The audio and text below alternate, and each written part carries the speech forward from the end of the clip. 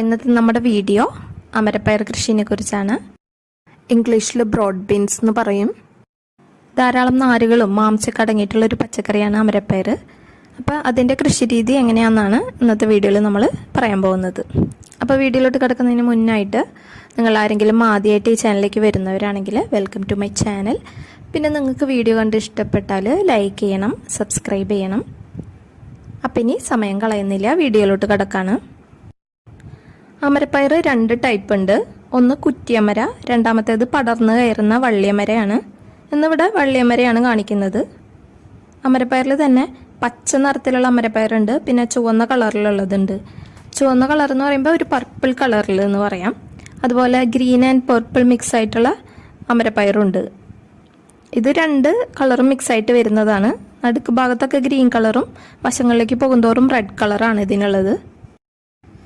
അമരപ്പയർ